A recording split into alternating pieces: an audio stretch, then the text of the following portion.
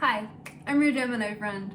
So this video is going to be about Chiron in Leo and Chiron in the 5th house. And this is my personal Chiron house placement. So personal insight incoming.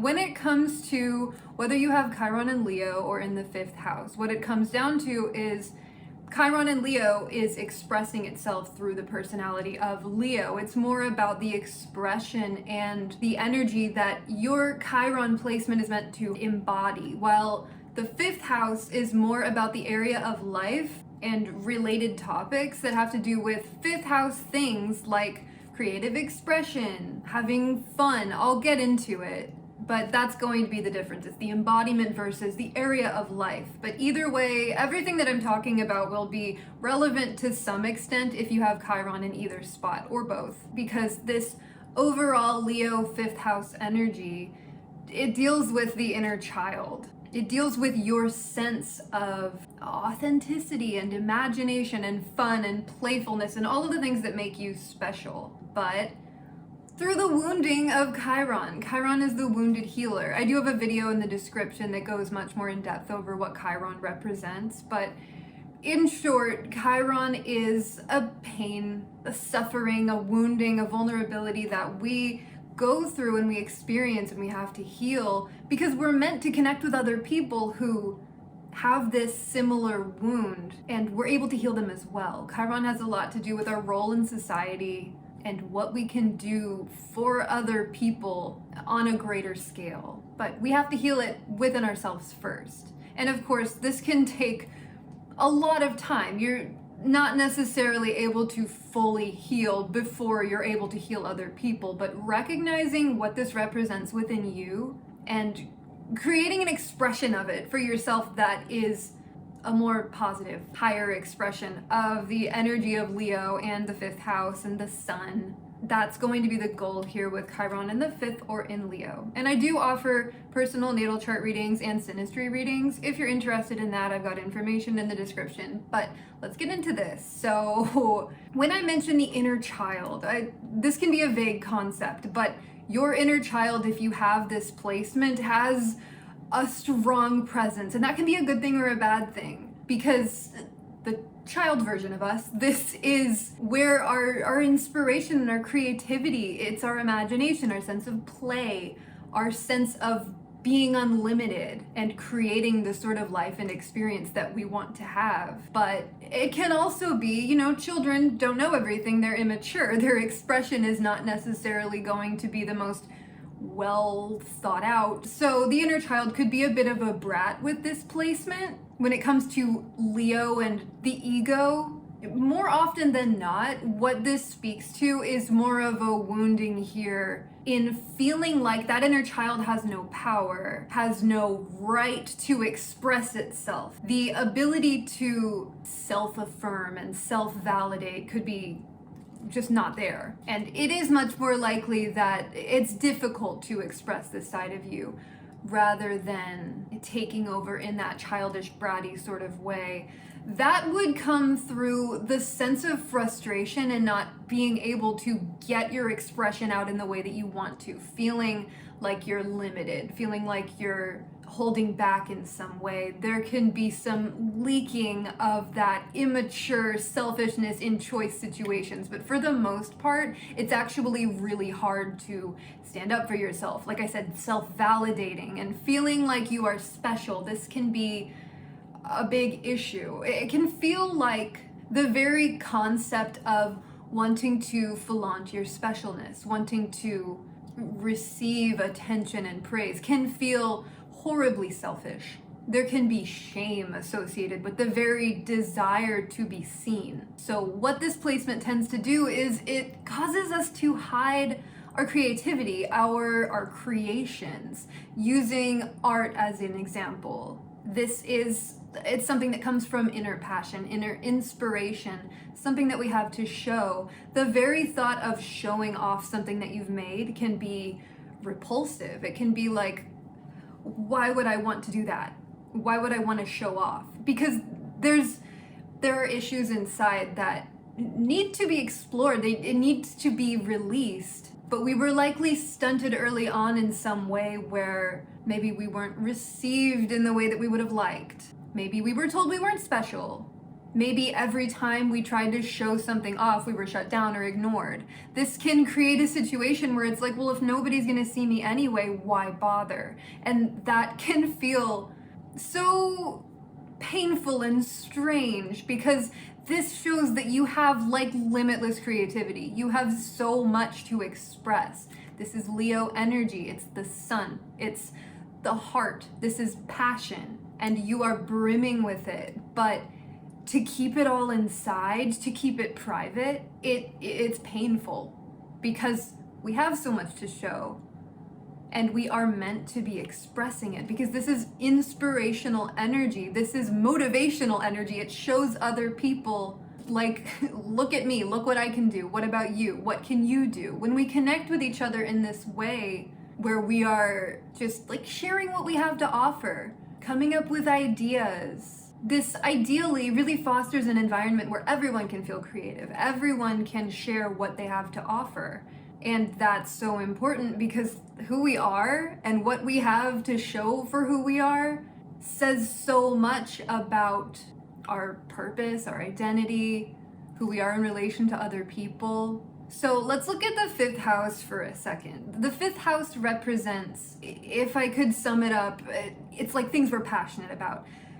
An outlet for our authentic expression to be shown and to be made known. The fifth house is associated with art, performance, play, fun, parties, dating, casual dating, in the way where when you connect with another person on that romantic level, you're sharing who you are with them. You're like, here, this is what I have to offer. Are you interested? And it's meant to be enjoyed. There's passion there. But when you have this part of you held back, it can be very hard to connect with people in that way, because you could feel like what you have to offer is not acceptable, it's not enough, it's not going to be well received. And this can stunt all sorts of things, because we're like blocking the people, the situations, opportunities that are for us by not actually showing our authentic energy. We're essentially getting what we put out, and if what we put out is not who we actually are, then what we're getting is not going to actually vibe with who we are. And there is significance there, because who we are, our interests, our passions, our hobbies, our skills and talents, what we are proud of, the parts of ourselves that we think are valuable and worth showing off, those are actually like guidance towards the people and situations and things and whatever that we are naturally drawn to, because they're for us. Our options essentially align with our true selves, our true expression. So you want to be clear on who you really are and what you're putting out, because who you are is valid and important, because it shows how you fit into the world. It shows the right people for you, you know?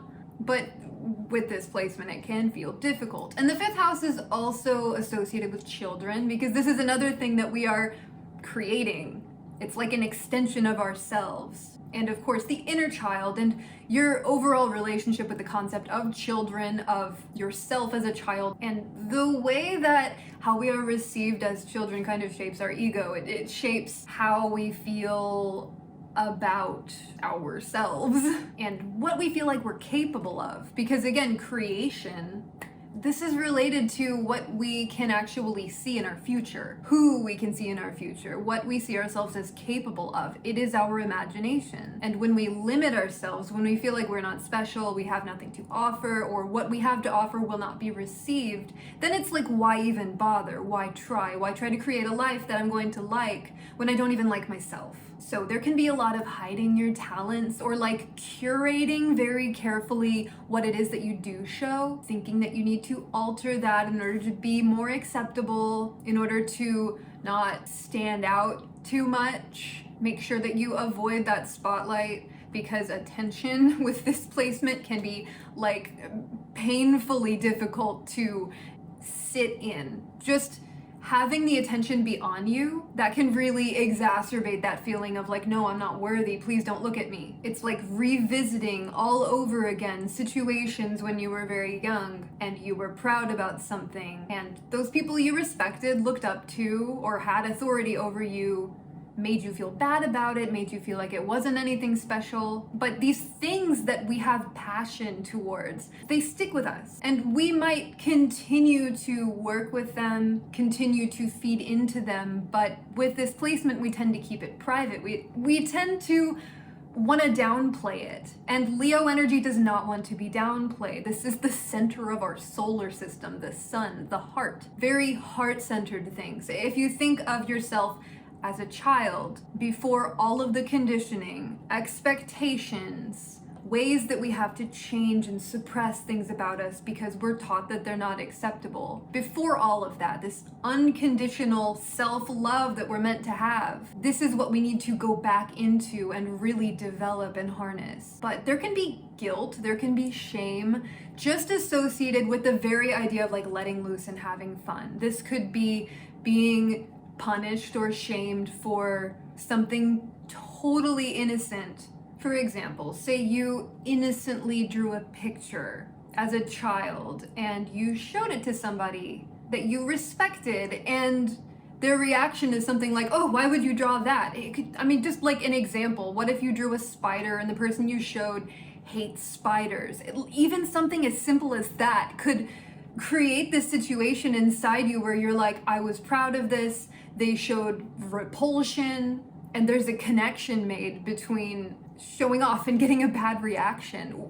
We don't have control over how our child brains interpret things sometimes. So this can be a very warped sense of operating from the sense of that literal child inside you, like staying back in that mindset where you can feel like you're not even the authority on what is right and wrong sometimes. Like, what if what I love, everyone else hates? It's like a constant threat to what should be very free, coming from a place of experimentation, of curiosity, of creativity. And there's just such a weird relationship with talents here. It's like you could feel inadequate. You could feel like your uniqueness, your unique talents are not going to be enough. They're not going to be appreciated. They're not going to be seen. But at the same time, you could actually really have an amazing talent and know that. But at the same time, the idea of even being praised could be like too much, because maybe you were shamed for being prideful when you were little. Maybe you were just innocently showing off and someone was like, stop that, you're being selfish, you're embarrassing yourself, and you internalize that. It's basically like growing up too fast and all the fun gets sucked out of everything. And you technically, like, you have to recognize that you are the one that is keeping yourself from having fun, from expressing yourself in this way, from shining. It's you at this point. Back then you had no control, and it's something that was internalized. But with this placement, we need to go in deep and we need to analyze these things, and we likely have to do some inner child parenting, where you go back to, say, a situation that really stands out in your mind as being a particularly painful or shameful one, and you go to yourself, your child self, as your now adult self, and you parent that child. You ask them, how do you feel? How did you want to be received? Just like analyze the situation, interview yourself, and figure it out, and give yourself that compassion. Give yourself what you needed. Give yourself the response that you would have liked. And the more you do this with different situations, the better you develop the relationship between your child self and your parent self, the more you can heal your overall relationship with who you are and what you have to offer. But it takes time, and it takes a lot of self-compassion. Remember, this placement deals with the heart, and what is more authentic and genuine than things that we feel with our heart? If you love something, it can't be wrong. And that reminds me, another thing that has to do with the fifth house, sexuality, your expression of yourself in that way. This can be being shamed early on for expressing a side of yourself that maybe those around you weren't ready for. This can even be as subtle as being taught or growing up in an environment where expectations of you are very traditional, and you know deep in your soul that you're not straight, something like that. This can be a deep wound within this expression of yourself as well. But reclaiming this ability to love others, yourself, your passions. This can help you to heal this. Because Leo and the 5th house, they're all about individuality. If we look at the axis of Leo and Aquarius, or the 5th and the 11th house, Aquarius and the 11th house deal with groups, with where we fall within the group, with community, with friendship. But ultimately, it is about people collectively rather than the opposite, Leo in the 5th, being about the individual, who you are within the group. So a part of healing this can actually be connecting to groups of people and publicly sharing what it is that you're proud of. Because we can really only fit into our purposeful role in society, fit into the groups that are right for us if we know who we are and we are expressing that. We're always going to be in the wrong place if we're expressing ourselves as someone that we're not. I mean, it's easy to fall into the wrong group for you if the person that you're being isn't really you. So connecting with like-minded people, connecting to people who really enhance your creative side, who are similar and who affirm your interests, your talents, similarly talented people who aren't afraid to show off. Because when it comes to playing, I mean, you play with friends and you do have a gift to offer the collective, the community. You are the gift. But it only comes through authentic self-expression, true, passionate creativity. And sometimes with the 5th house, we have to learn through experience. So exposure, putting yourself out there, that's a big part of this. And believe me, I know how absolutely ridiculous it can feel when you have this wounding of feeling like wanting a spotlight, wanting acceptance is shameful, is selfish. Maybe you grew up with somebody really strong in that more immature Leo energy where everything was all about them, and that made you like, I don't want to be like that. But what can come with this distortion of Leo energy, I will also mention, it can kind of go in the opposite way, where there is healing needed when it comes to the ego and the desire for attention and affirmation that actually creates an expression that is so self-focused that we can neglect to see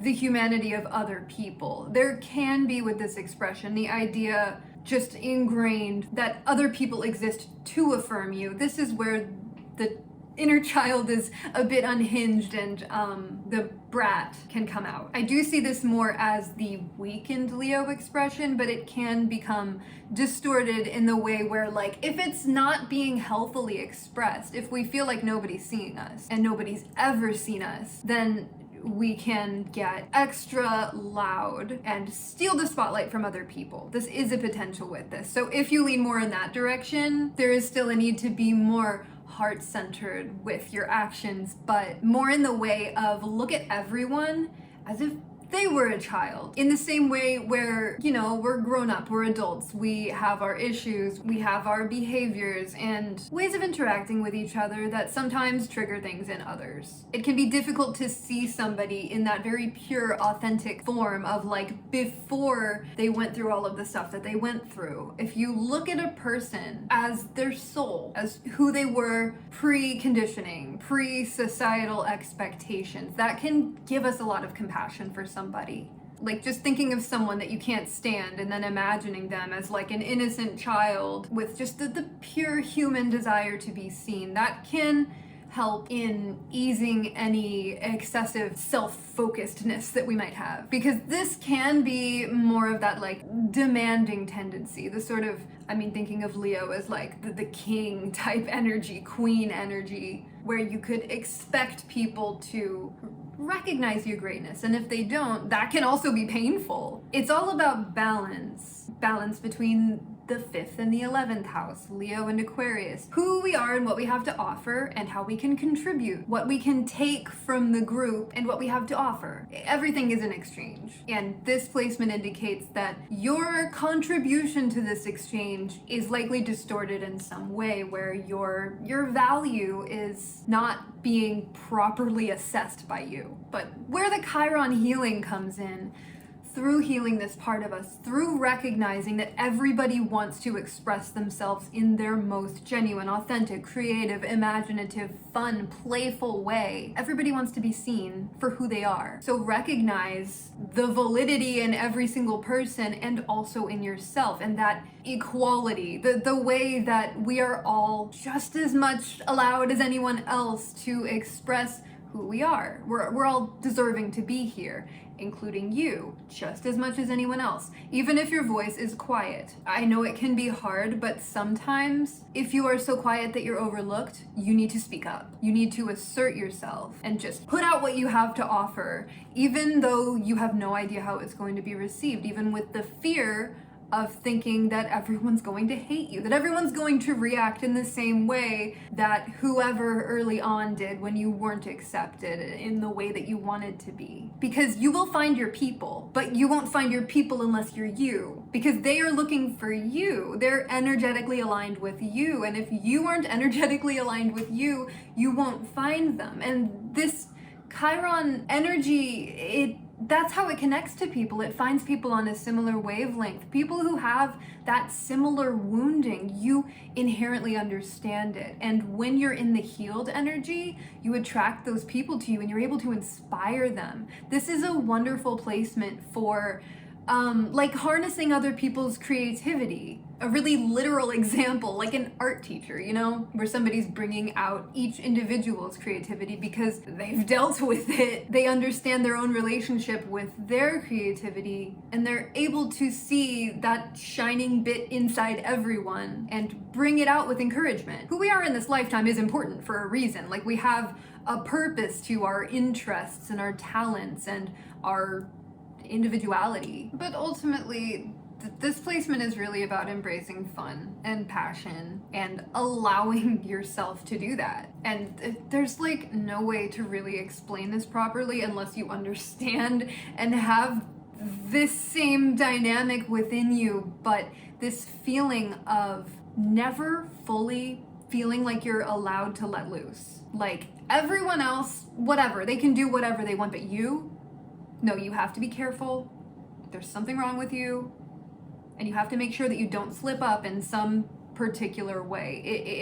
It makes living just hard because you don't feel like there's really a purpose to your existence. This is so much about finding, like, why are you who you are? Taking all of the pieces of who you are, putting them together, and recognizing that this unique puzzle, nobody else is going to be exactly like that. So yeah, nobody knows your full life experiences other than you. That's why you're the one who should be the ultimate authority on your validness, on your right to live and exist. But this balance of like external validation versus internal validation, you can't look for all of it outside of you, but you can't keep everything inside you too. You do need to share.